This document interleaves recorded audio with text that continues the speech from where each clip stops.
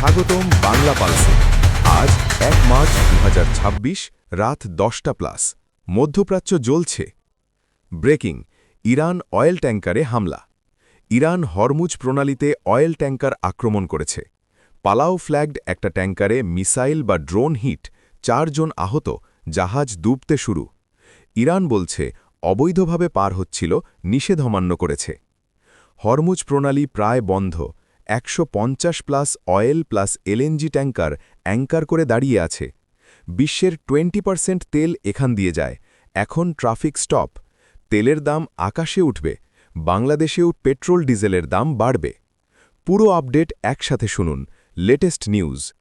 1 Khamenei নিহতের পর দ্বিতীয় দিনের যুদ্ধ। যুক্তরাষ্ট্র প্লাস ইসরায়েলের যৌথ operation epic Fury. Khamenei plus 40+ senior leader মারা গেছেন। তেহরানের হার্টে আজও হামলা। আইডিএফ বলছে আরও তীব্র হবে। 2 ইরানের পাল্টা হামলা এখনও চলছে। ইরান মিসাইল ছুড়েছে। তেল আবিব প্লাস জেরুজালেম কাছে 9+ নিহত। কাতার, ইউএই, বাহরাইন, কুয়েতের ইউএস বেস হামলা। 3 ইউএস সৈন্য নিহত, 5 জন গুরুতর আহত, পেন্টাগন কনফার্ম। দুবাই প্লাস আবুধাবিতে বিস্ফোরণ। 3 ইরানের নতুন লিডারশিপ। খামেনির মৃত্যুর পর interim council, president Masoud Pezeshkian plus judiciary head plus guardian council member. নতুন সুপ্রিম লিডার 1-2 দিনের মধ্যে হতে পারে। 4 শোক ও ক্ষোভ। ইরানে 40 দিনের শোক।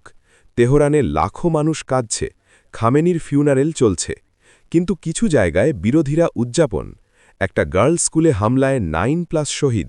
ইরান বলছে যুদ্ধাভ্যাস। 5 বিশ্বের রিয়াকশন।